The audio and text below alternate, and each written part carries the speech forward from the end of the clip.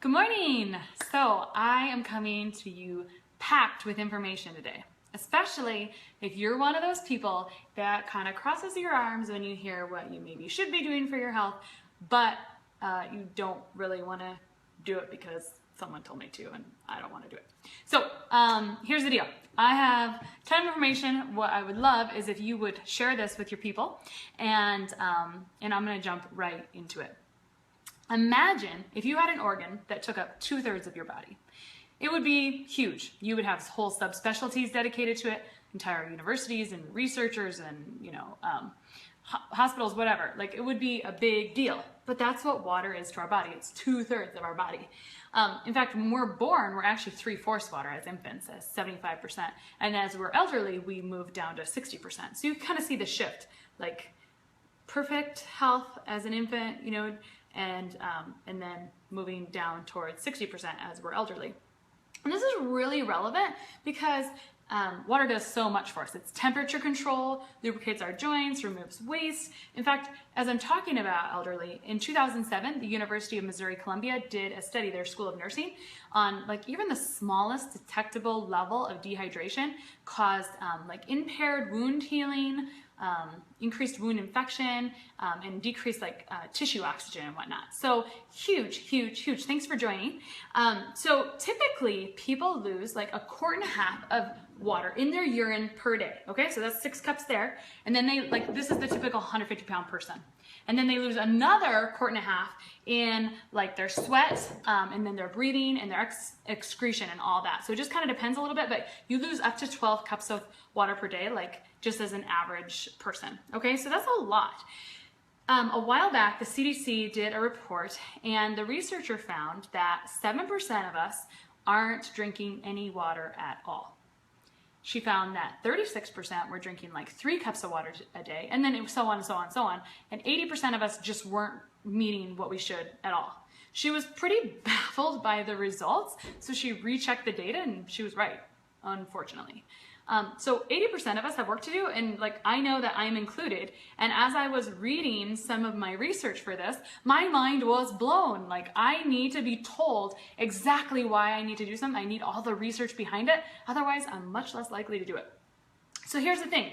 Cellular dehydration happens long before we know it. So I said before, we're 2/3 water, but our muscles are 70% water, our bones are 20%, our brains and nervous system, where we think, are the big hogs. They're 85 to 98% fluid and water. So when your brain is feeling they're the hogs, so they're gonna steal it from all the other cells. So your brain steals from the other cells, and then finally, as the brain starts to get dehydrated, it sends a signal to your other cells or it sends a signal to your mouth that you're finally thirsty. So by the time you're finally thirsty, your other 70 trillion cells are already cellular dehydrated. So that's the deal. We're already dehydrated before we get the thirst mechanism in our mouth. And speaking of that, since most of us are so chronically dehydrated, 80% of us, remember, aren't getting what we're supposed to for the day, that mechanism is often mistaken for hunger. So we often eat when we're supposed to be drinking instead.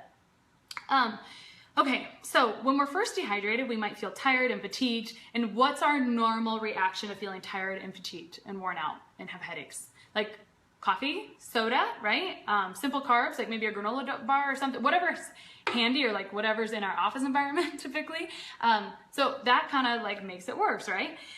Our bodies though are so highly adaptable. We can just abuse them to all ends, and they still are able to kind of just keep going. They learn to cope with this deprivation. So when you're chronically like this, your body just adapts, and we don't even realize the difference.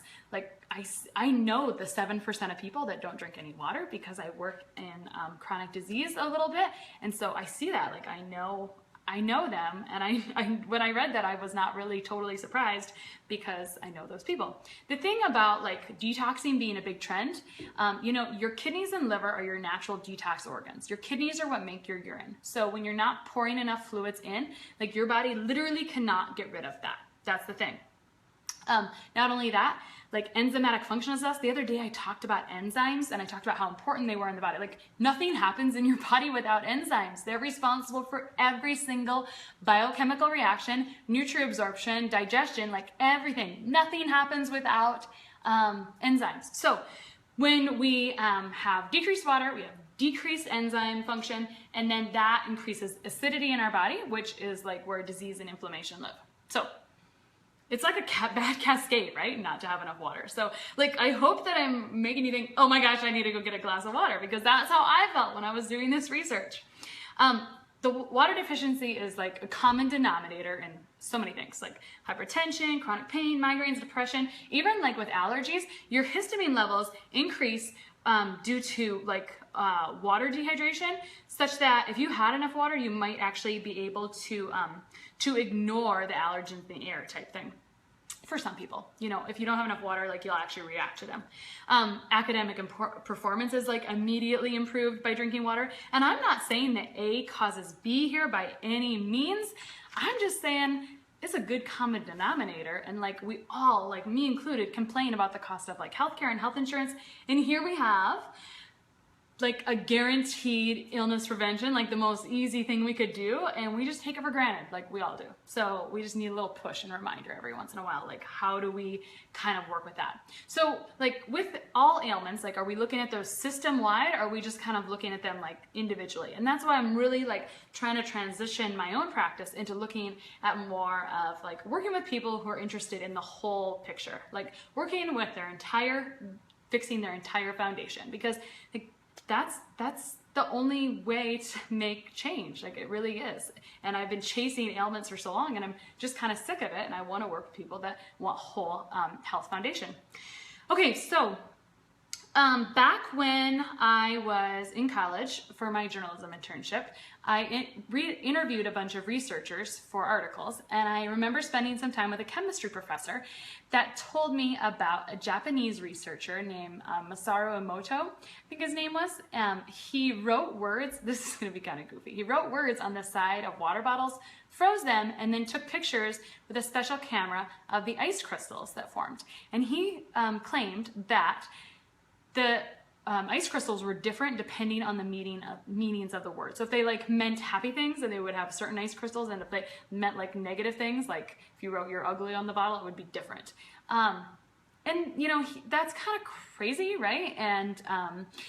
And he got a lot of attention for those articles, and not all of it was positive, but it's very interesting because overall, I think the message is that water is very adaptable. It really like changes depending on what influence you give to it. Like think about our bodies being 2/3 water, and we're solid beings, but like we're mostly fluid. Obviously we have our bone structure, and you know, our water is held into a solid place, but water is incredibly powerful, and it's not something to be taken for granted like we so often do. Like we can't always explain it. So sensitive to outside influences.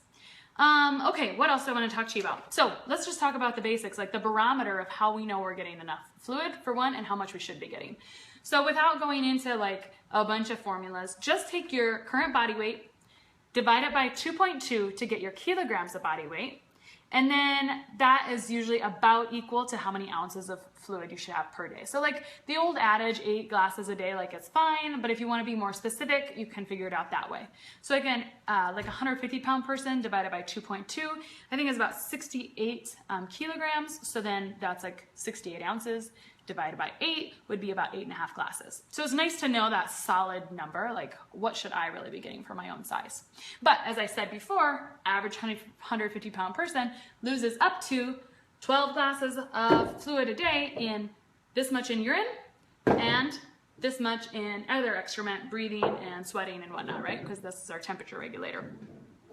Okay, so how do we get enough? Let's talk more about like what is our barometer of like, are we getting enough fluid? So you probably know this, but like dark urine, dehydrated, light pale urine, hydrated, bright yellow, you're peeing out your vitamins. Okay, so those are like my 3 go-to ones. The other thing about getting enough fluid is like anything, set your environment to it, basically. Like if you don't set your environment to it, it's unlikely to happen. If this is sitting on my desk at work, I'm doing great. If it's not, if I have to like get up and go get it, it's just not happening as much. And like this, these stainless steel double-walled water bottles are amazing. They keep your water cold for so long, and especially in the summertime, who doesn't want cold water, right? So I love these, and I actually invested in like small kid ones for the pool and stuff with the kids on the go this summer, just because so important and we really want cold water. So having it in your environment is great. Another thing I hear from some people a lot, and I try to do, is get up and drink a glass of water in the morning. And if you don't know how big your glasses are, don't be afraid to measure them. I just measured that. Here I was thinking I was drinking 2 glasses of water, and this is actually 3 cups. So this and this cup are exactly equivalent right now. Like there's 3 cups in both of these, and you wouldn't necessarily know that without measuring. So sometimes it's kind of just nice to like know what you're working with too. So that's kind of it today on my rant about water. If you have any questions, I'd love to hear them, or comments. I'd love to hear you type them into the chat box. Always get back to everyone when they do that. And I love knowing if this is helpful. So please give me a thumbs up if it is, or go up and like the page at the top if it is. And you guys have a beautiful day, beautiful holiday. Hydrate well because it is awesome. And I will see you next week.